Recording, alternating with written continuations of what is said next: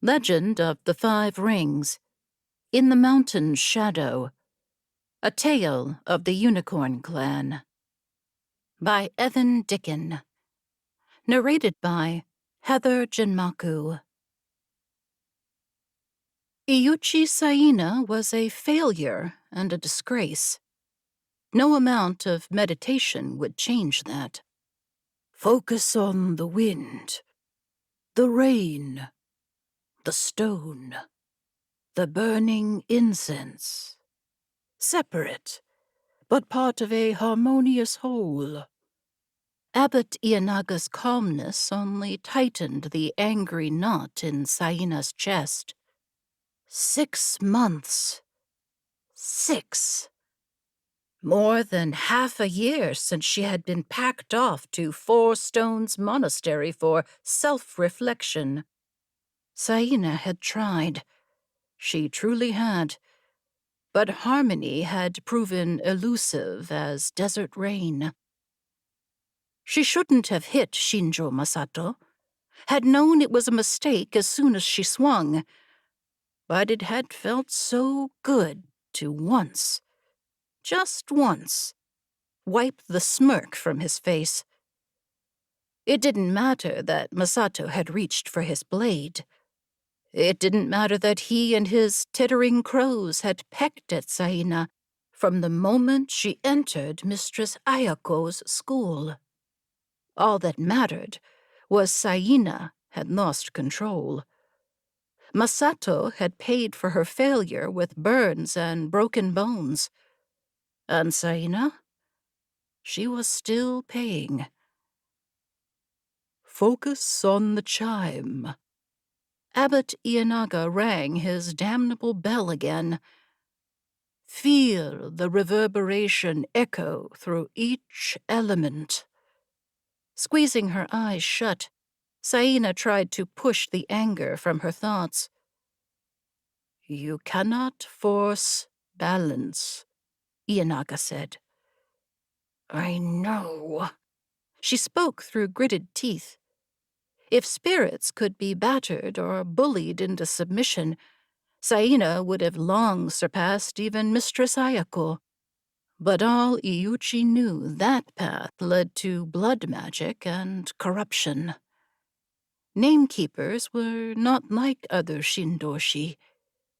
Theirs was a more personal relationship, a bond of trust and mutual respect that transcended mere ritual.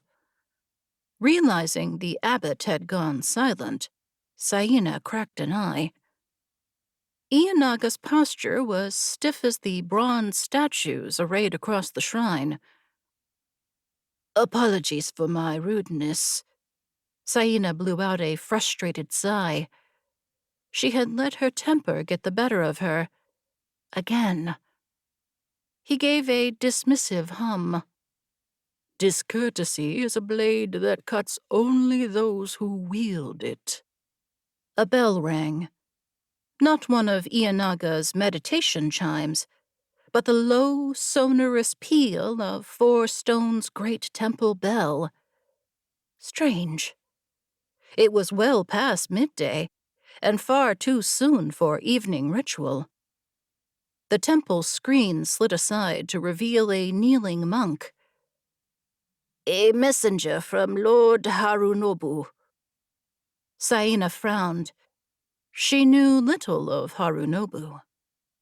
A minor Iuchi noble whose mountainous fief consisted of a few hard-scrabble mining villages. Although Harunobu was technically Lord of Four Stones, the monastery was exempt from taxes or labor quotas. Ianaga turned to Saina.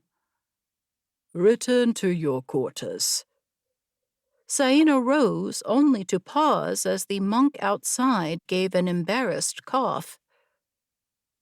Apologies, but the messenger is for Lady Iuchi.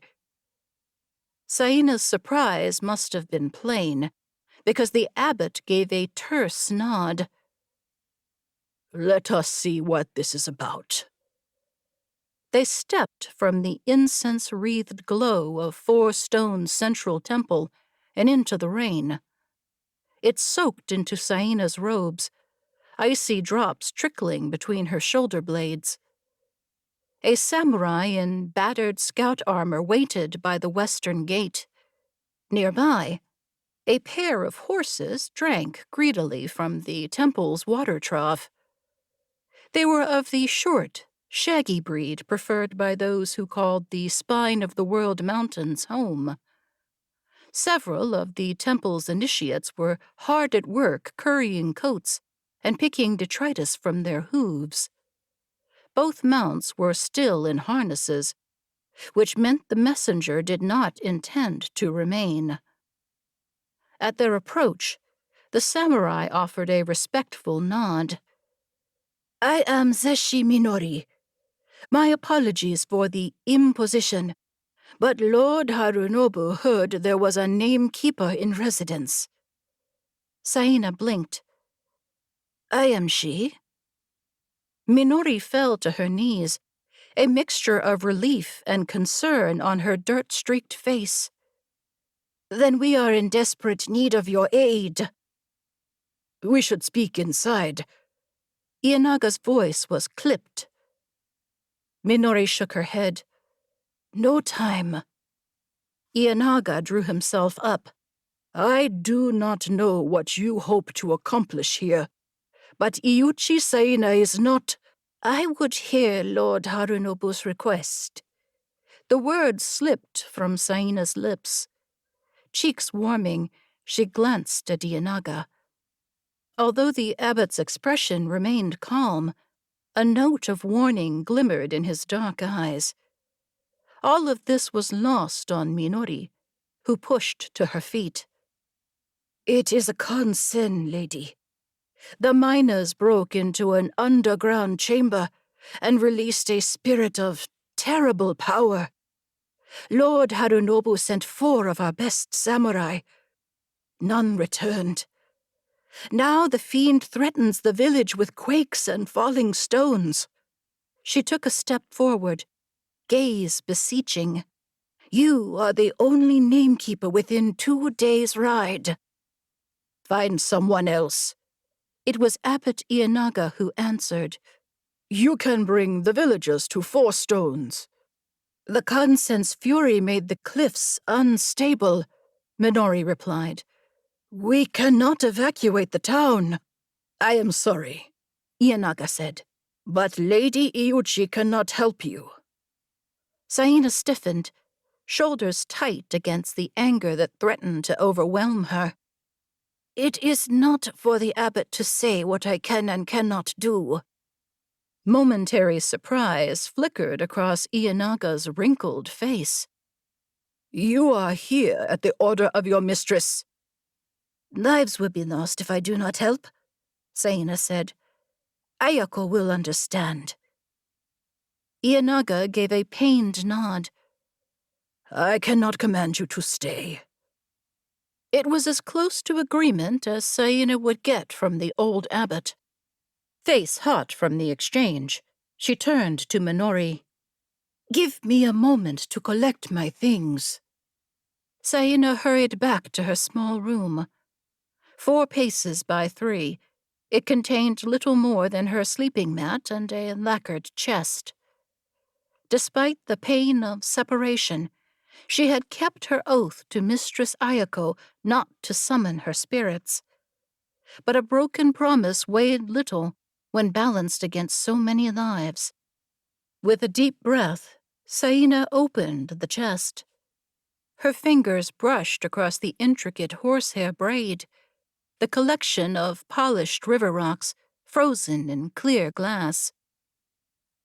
"Hesiesh, Uluruwa."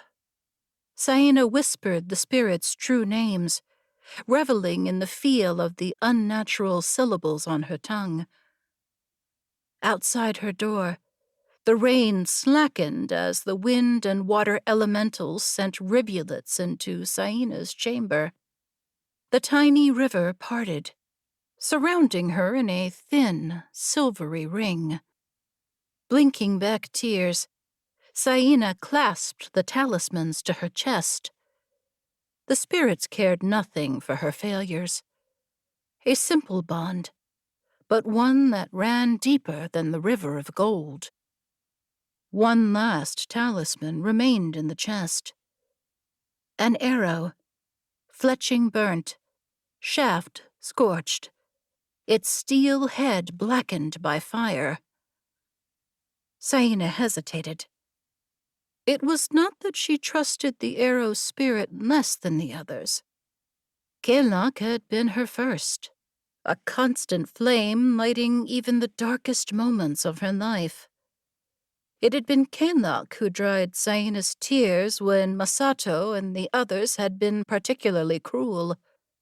Kelak who swept her into their warm embrace when cold winds came howling across the tundra. Saina trusted Kelak more than she trusted herself. And therein lay the problem. She told herself it would not be as it had with Masato. Saina's temper the tinder to Kelak's hungry flame. This time, she faced a Kansen, not a petty courtier jealous of her gifts. Ayako be damned. I need you. She swept up the arrow, Kelak's fierce heat flowing up her arm. For the first time in months, Saina felt whole. She slipped the talismans into her satchel, almost floating from the room. Even the rain's chill diminished as Saina rounded the monastery's modest stone garden. Minori and Ianaga stood where she had left them. Judging by the coldness in Ianaga's bearing, he had failed to convince the samurai of her lord's error. Minori gestured to the mounts. "Can you handle a horse on the mountain, lady?" "I am Unicorn." It was all the answer required. A monk pressed a bridle into Saina's hands. Sparing not a glance for Ianaga, she mounted up and nodded to the scout. "Lead on." Yamanaka turned out to be a jumble of stone dwellings clinging to the side of one of the smaller peaks. Saina and Minori had traveled through the night. Often the path dwindled to little more than a herding trail, but somehow the ponies kept their footing, picking across the uneven ground with the surety of mountain goats. It was obvious why Lord Harunobu had kept the villagers in Yamanaka.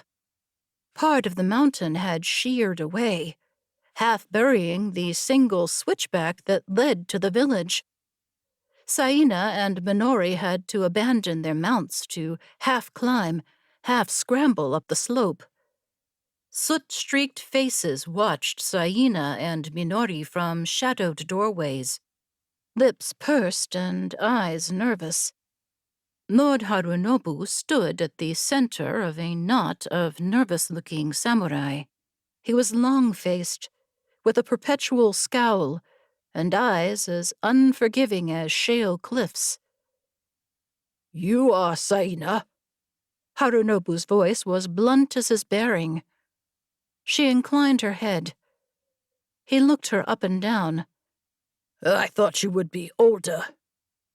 She felt a flush creep up her neck. "I have been trained in the art of name-keeping by Mistress Iuchi Ayako." "Never heard of her," Harunobu said, insultingly direct, even for a lord. The heat in Saina's cheeks blossomed. With effort, she tamped down her burgeoning temper. "With respect, lord, you sent for me."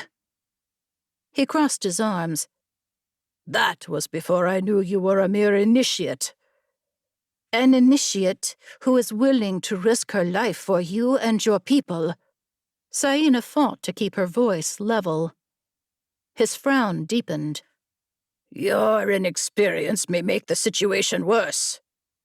Saina raised an eyebrow, glancing about the rubble-strewn village. "Worse than this?" Harunobu's jaw pulsed. Once. Twice. Abruptly, he gestured toward a ragged opening up the slope. "Down the central shaft. Turn right at the first junction. Keep going down." "Do you know anything of this spirit?" Saina asked. He grunted. "Only that it killed a score of miners and 4 of my best samurai." Saina winced. In spiritual conflict, knowledge was her best weapon. Approaching the Kansen blind would be like entering a duel with her arms bound. Although their lord had nothing but cold-eyed scrutiny, Harunobu's samurai stepped from Saina's path with respectful bows. She helped herself to one of the discarded lanterns outside the mine. Kelak could have lit it in an eye blink, but Saina feared they might not stop with a mere taper, so she settled for a flint striker. The mine stank. A mixture of churned earth and stagnant water, threaded by the sickly reek of death. Wary of bad air, Saina slipped a hand inside her satchel to grasp the braided horsehair charm. Hesiesh came with the distant rumble of hooves, the snap of war banners. Theirs was a bold wind, spirited as the squalls that roared across the wide plain Saina called home. It surrounded her, tugging her hair loose from the leather thong. She pressed a hand toward the ground, palm down. "Save your strength, old friend." Grudgingly, the gusts quieted. A swirl of fresh air surrounded Saina as she descended further. The Kansen's fury had sent cracks through the mine. Tainted water dripped from the ceiling. Although Saina's neck and forearms prickled at the closeness of so much corruption, it was heartening to see the Kansen's bonds had not wholly deteriorated. Otherwise, it would have long since broken free of the mine. A scattering of bloodless faces greeted her at the bottom of a long ladder. Harunobu's samurai. Some had been crushed by rocks, others seemingly half-swallowed by the mountain itself. Saina slipped her hand into her satchel, drawing comfort from her spirit's closeness.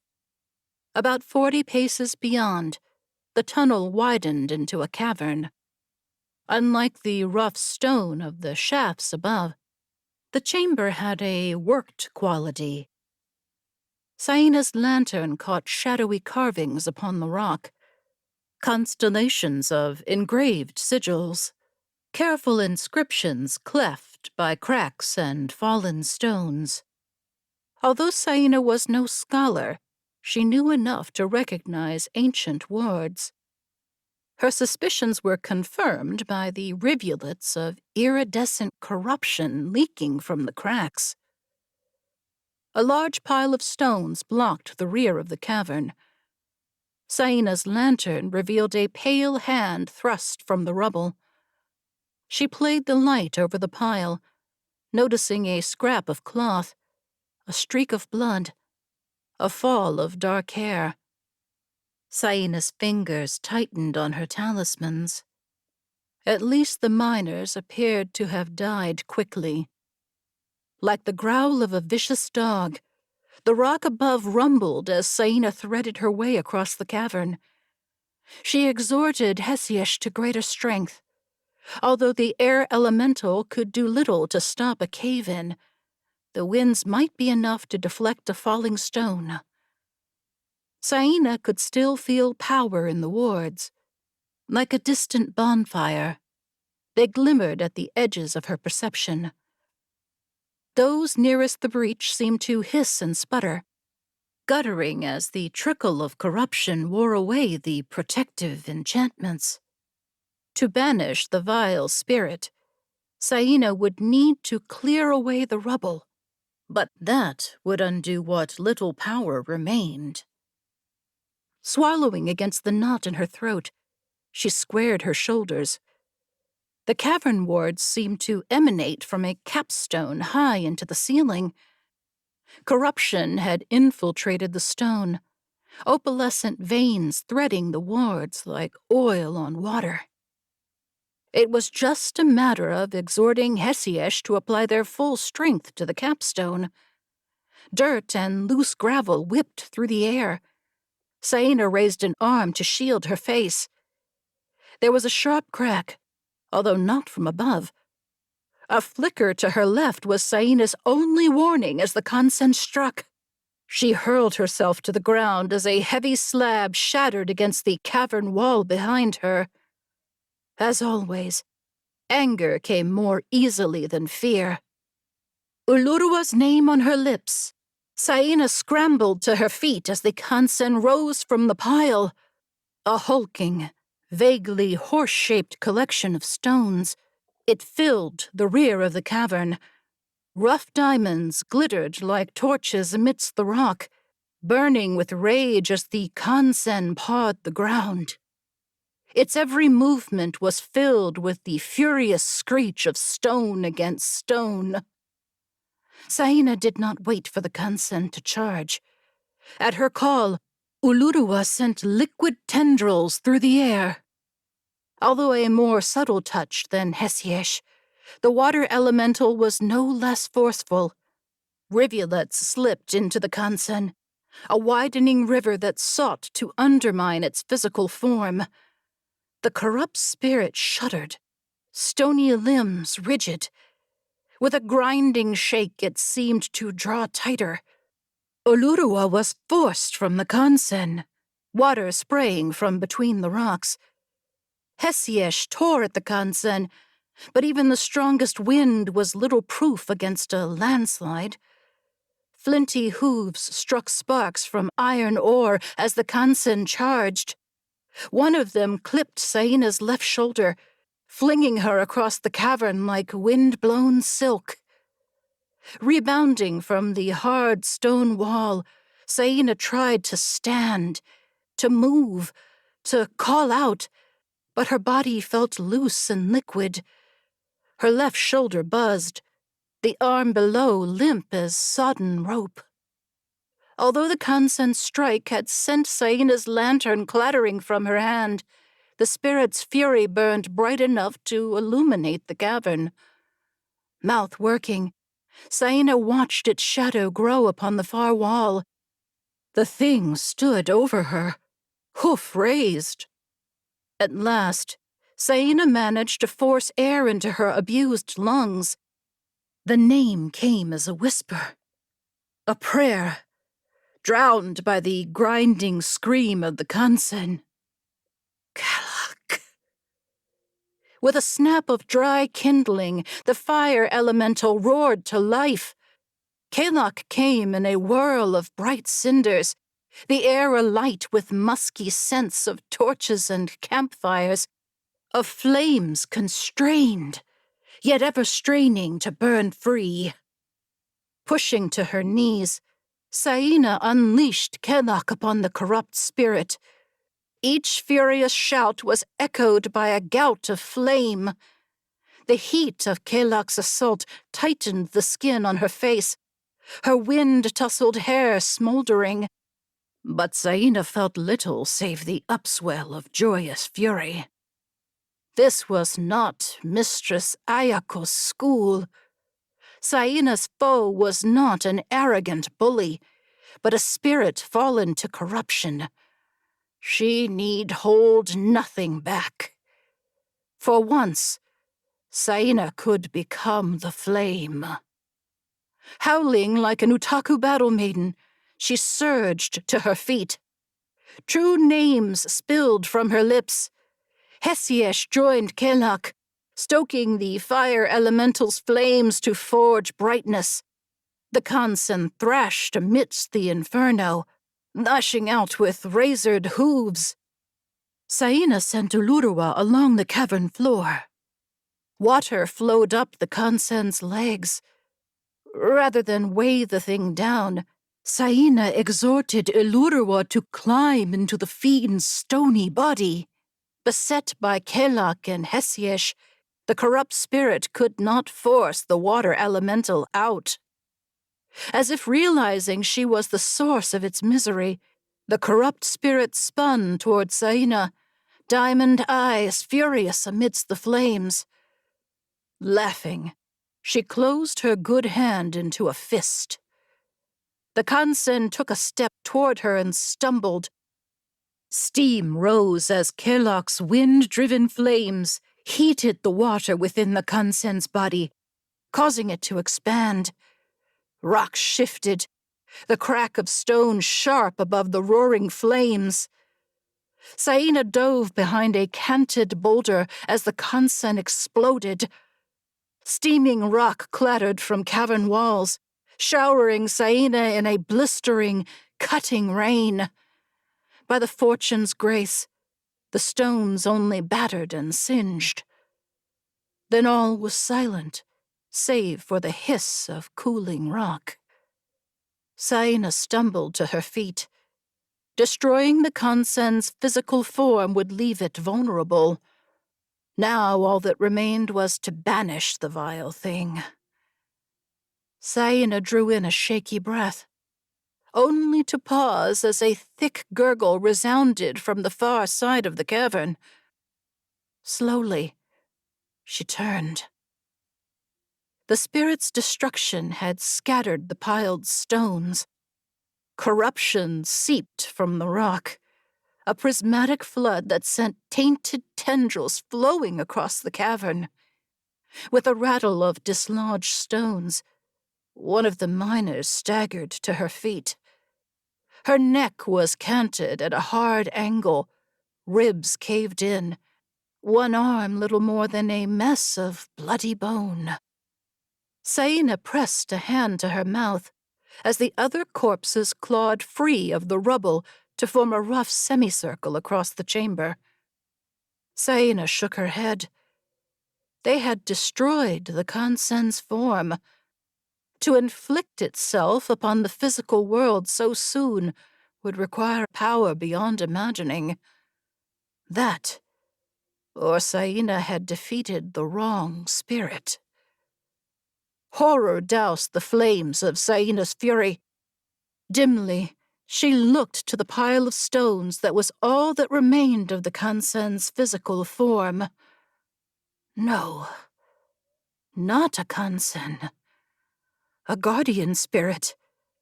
It must have awakened when the miners broke into the warded cavern.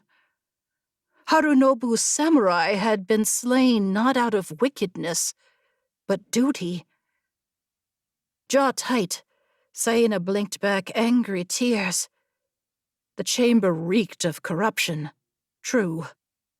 The guardian stones were covered in tainted effluvium.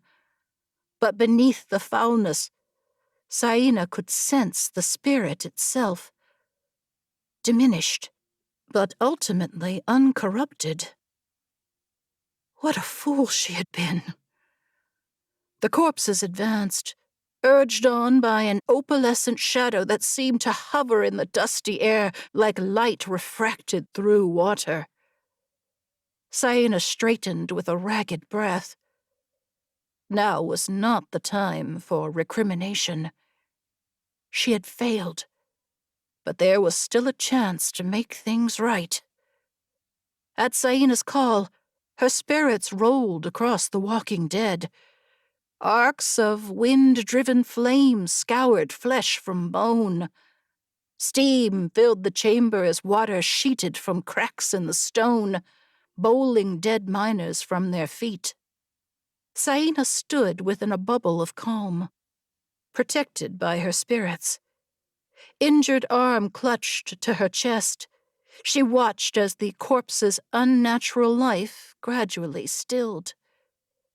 Even as the last of the walking dead fell still, the Kansen's power continued to wax. Corruption flowed across the chamber in insipid waves. The piled stones distorted as if by a heat mirage. Saina blinked back stinging tears, trying to parse the source of the corruption. Breath caught in her throat as she noticed a surreal glimmer amidst the rock. Unnatural light flickered between the stones. Cruel and caustic, it seemed to settle upon Saina's skin like an oily film. Despite never having experienced such a sensation before, Saina knew enough to recognize the vicious glow. Although the spirit realms were many, that terrible glimmer could have but one source. Somehow, deep within the cold heart of the mountain, a portal to the realm of torment had formed. Before the realization could take hold, the Kansen struck. Like a swarm of corpse flies, the Kansen's power spread through the chamber. Unnatural colors filled the air, sickly shades for which Saina had no name. Her gaze seemed to slide from the thing, as if sight itself rejected the spirit's corruption. The cruel flecks of color cut like razors. Like a hawk beset by sparrows, Hesiesh tried to fly free of the assault, only to have the Kansen tear great rents in his turbulent form. Flowing to Hesiesh's aid, Ulurua manifested a crashing wave. The water might as well have been morning mist, for all the purchase it found upon the swirl of glittering motes. Saina could almost hear the Kansen's cruel laughter. It squatted on the other side of the portal like a fiendish spider, able to strike the mortal realm while remaining safe in its own. Saina could not directly engage the corrupt spirit without stepping into one of the hells, a journey from which neither she nor her spirits would likely return. The shards of cruel color dove deep into Ulurua.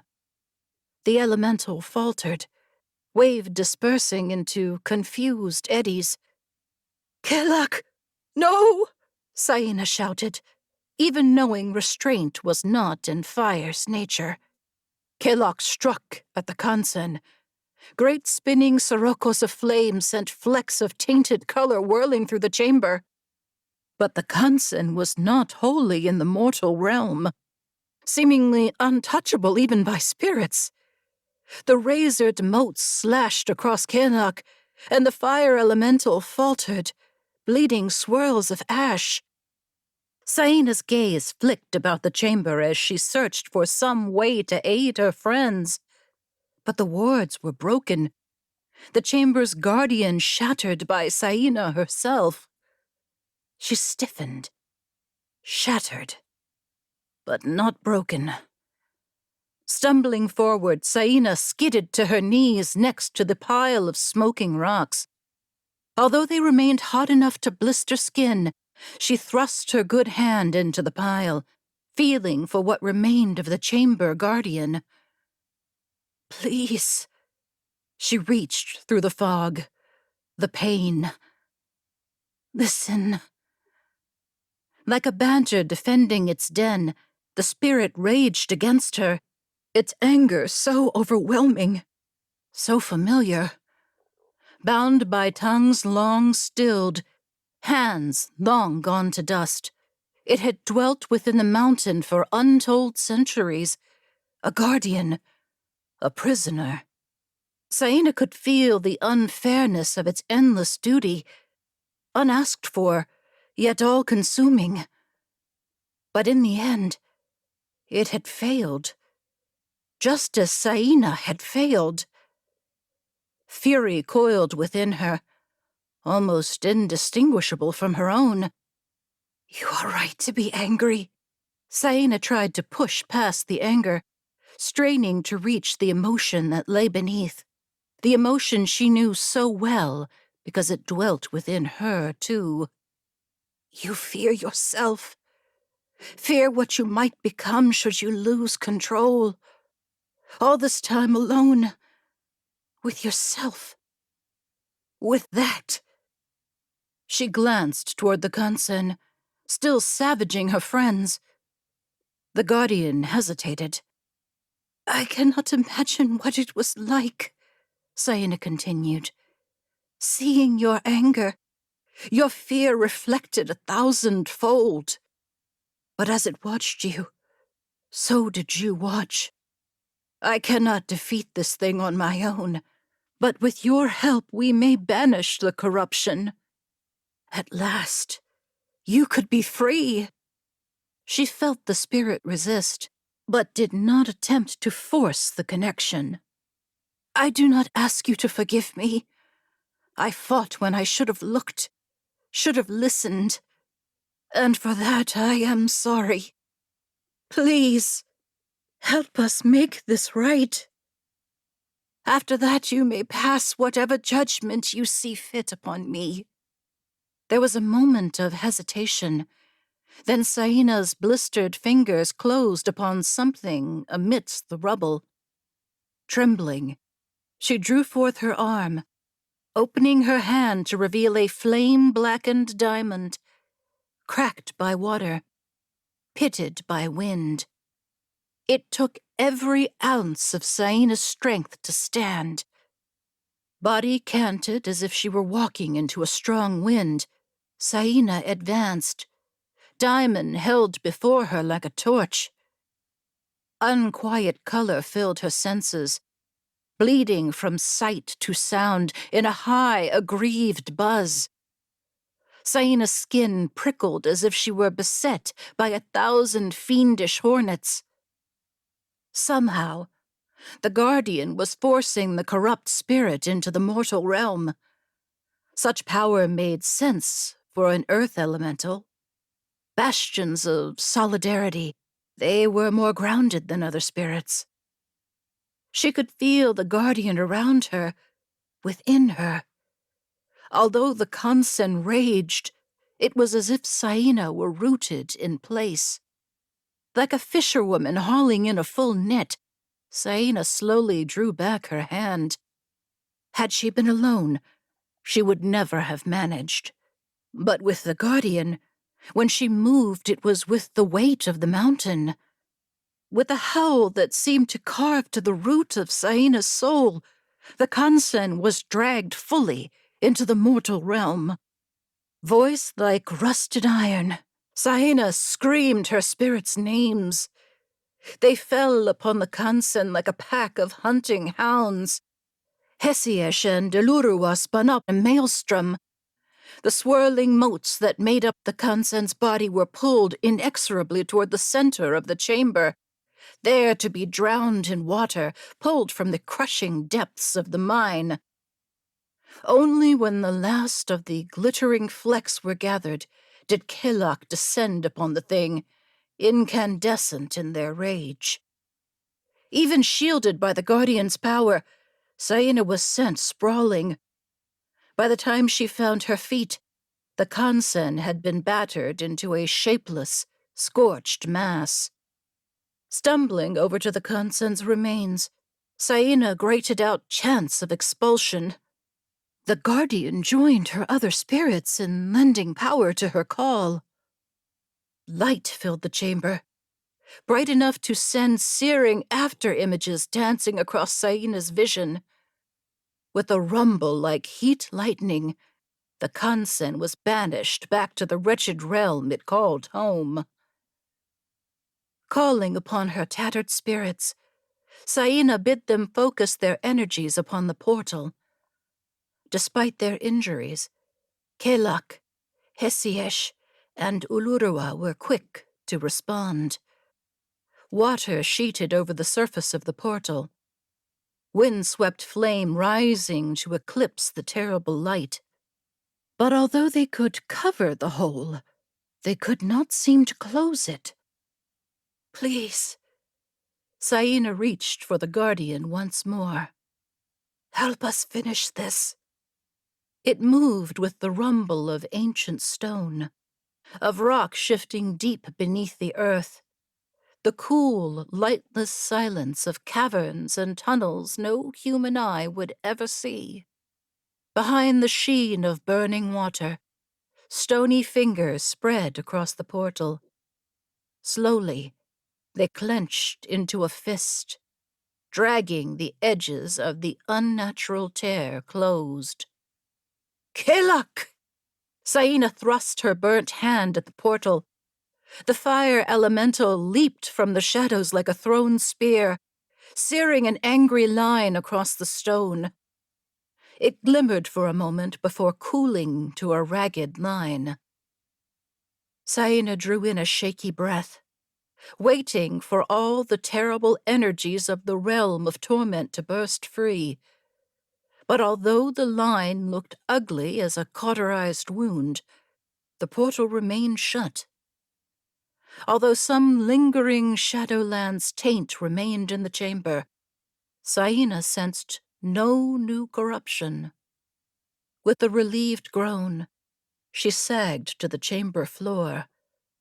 Her exhausted spirits slipped back to their talismans, a puff of warm, moist air bringing a tired smile to Saina's face.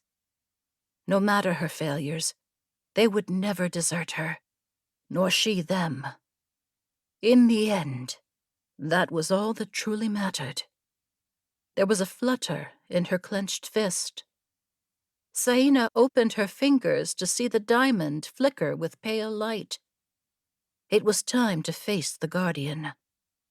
Even drained, her spirits were more than capable of banishing the wounded earth elemental.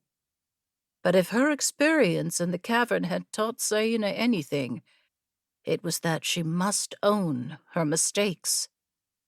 She gently set the gem upon a nearby stone. I submit to whatever punishment you judge fair. There was a stretch of expectant silence, precarious as the moments before an avalanche. Saina closed her eyes, expecting to be battered, broken, crushed. It would be only just, considering the destruction her temper had wrought. Deraum. The word echoed in Saina's mind, sonorous as a temple bell. Even so, it took her a moment to recognize it for what it was. The Guardian's name. She shook her head, giving a painful swallow. I have done nothing to earn such trust. No, but you shall. Saina's eyes were too dry for tears, but she still managed a good sob, shoulders hitching as she retrieved the Raum's talisman. It was more than Saina dared hope. More even than she could dream. Wincing, she pushed to her feet, very much not looking forward to the long climb out of the mine. Still, Saina knew she would endure, just as she would endure Abbot Ianaga's endless meditations and Masato's taunts. She could not control them. All Saina could control was herself, her anger, her fear. Head high, she picked her way from the chamber. Iuchi Saina might be a disgrace, but no one could name her a failure. Now or ever.